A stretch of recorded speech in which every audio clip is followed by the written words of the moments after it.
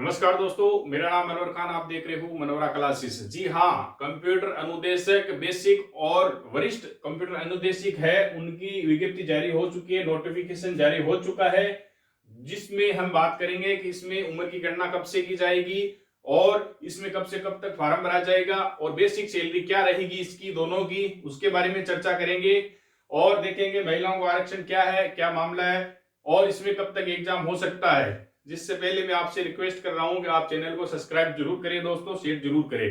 देखो, पहले मैं बात कर लूं, इसमें पदों की जानकारी दे देता हूं आपको कि बेसिक कंप्यूटर अनुदेशक के 8,974 पद है, जिसमें अनुसूचित क्षेत्र के 888, टोटल 9,862।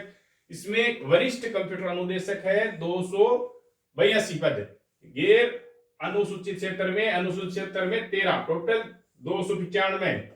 इसमें कुल की बात करें हम गैर अनुसूचित क्षेत्र की, तो आपके पद 9,256 पद होते हैं दोस्तों, कम नहीं होते ये पद।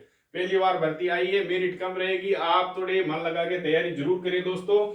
और अनुसूचित क्षेत्र में 901 कुल पद की बात करें तो 10,157 पद कम नहीं होते। फिर हम पहले बात कर लेता हूं इसमें सैलरी की।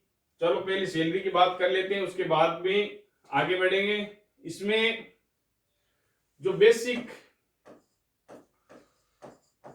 कंप्यूटर अनुदेशक है उसकी मैं बात करूं तो सबसे पहले देखो इनका पे ग्रेड क्या रहेगा। इनकी सैलरी बनेगी, वो बनेगी लेवल 8 के तहत, ठीक है, जिसका पे ग्रेड होगा 2800 रुपए। जी हाँ, कितने होगा? 2800 रुपए, जिसके अनुसार इनकी बेसिक सैलरी होगी वो होगी 26,300 रुपए, ठीक है। 26,300 रुपए इनकी बेसिक सैलरी होगी।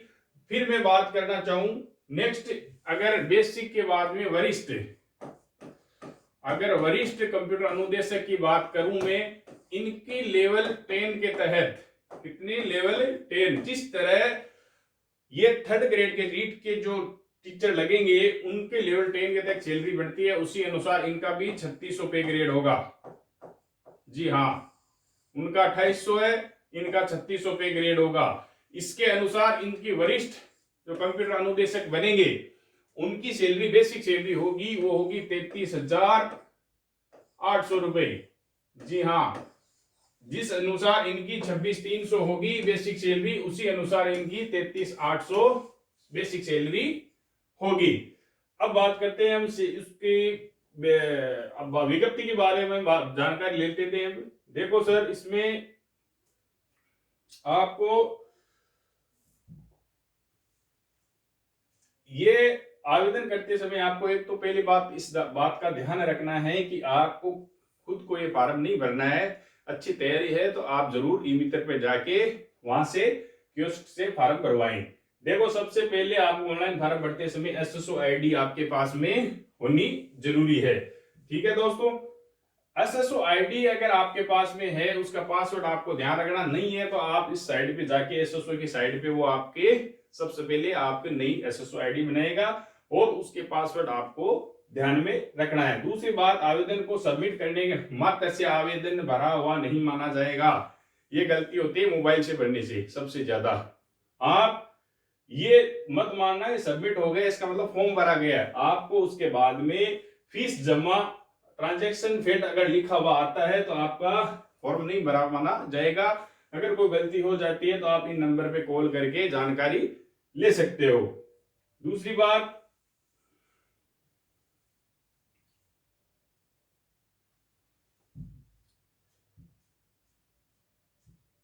देखो दोस्तों, इसमें आपको एक आवेदन करते समय मुख्य रूप से इस बात का ध्यान रखना है कि आवेदन अपने स्वयं के मोबाइल नंबर,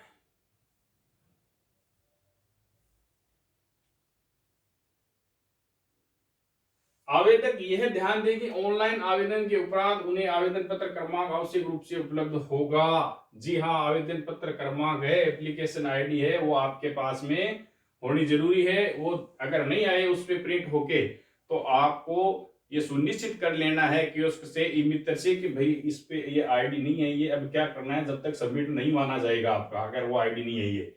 दूसरी बात, मोबाइल नंबर और ईमेल आईडी आपको चेंज नहीं करनी है, उस पर सारी जानकारी ये आएगी। नया सिस्टम है, नई भर्ती है, तो आपके ईमेल आईडी और मोबाइल नंबर चेंज नहीं करना है, उस पर आपकी जानकारी दी जाएगी। आवेदन एवं परीक्षा शुल्क, देखो सामान्य वर्ग की क्रीमिलियर श्रेणी के जो क्रीमिलियर श्रेणी के अन्य पिछड़ा वर्ग अति पिछड़ा वर्ग है उनके 450 रुपए इनकी फीस होगी। सामान्य वर्ग, अब मैं बता दूं इसमें सामान्य वर्ग के अंदर क्या होगा, जो महिलाएं हैं सामान्य वर्ग की उनको 5 वर्ष की छूट दी जाएगी। जी हाँ, बाकी राजस्थान के जो नॉन क्रीमिलियर श्रेणी के पिछड़ा वर्ग है, अति पिछड़ा वर्ग है, आर्थिक रूप से कमजोर वर्ग है, ओबीसी, ईडब्ल्यूएस, एमबीसी, इनको इसमें जो फीस दी गई वो 350 रुपए। अगर इनकी कोई महिला है तो इनको 10 वर्ष की छूट दी जाएगी आवेदन के अंदर।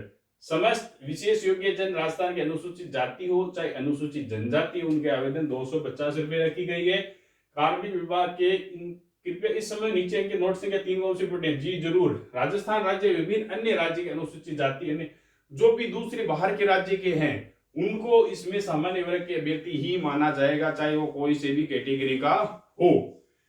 तीसरी बात, इसमें 2.5 लाख जो भर रहे हैं ना उनको विशेष रूप से ध्यान रखना है कि आप अगर इसमें 2.5 लाख परिवार की आय भर रहे हो 250 रुपए लगाने के चक्कर में 100-200 रुपए बचाने के चक्कर में, तो आपको ध्यान रखना कि वेरिफिकेशन के समय आपको समकक्ष प्राधिकारी द्वारा जारी आय प्रमाण पत्र पात्रता की जांच एवं दस्तावेज के सत्यापन के समय आवश्यक रूप से प्रस्तुत करना होगा। अभी तो भर दो, जैसे आपको सत्यापन के लिए बुलाया जाएगा उस टाइम आपको पदाधिकारी द्वारा जारी आय प्रमाण पत्र की आवश्यकता पड़ेगी, इसलिए आप उस अनुसार ही भरना कि आप ये प्रमाण पत्र बनवा सकते हो, आप इस कैटेगरी में आते हो, तो ही इसका ध्यान रखना।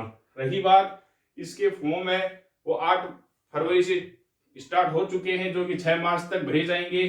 ठीक है, इसमें मैं आपको कहना चाहूंगा आप जल्द ही जैसे फॉर्म स्टार्ट हो 8 फरवरी से, तो आप दोनों 2-4 दिन के अंदर उसको फॉर्म भरने की कोशिश करें। रही बात इसकी गणना उम्र की, उम्र है जो 18 से 40 वर्ष, तो 18 से 40 वर्ष के अंदर आपको क्या करना है, ये ध्यान रखना है कि जो गणना होगी 18 से 40 वर्ष की वो होगी 1/1/2023 से। ठीक है, उसका आंकड़ा आप उसी अनुसार निकालें कि आप 18 और 40 के अंदर रहते हो। और इसी प्रकार की अच्छी जानकारी आपको मिलती रहे, इससे लेटेस्ट अपडेट मिलती रहे, इसके लिए आप चैनल को सब्सक्राइब जरूर करें दोस्तों। Thank you.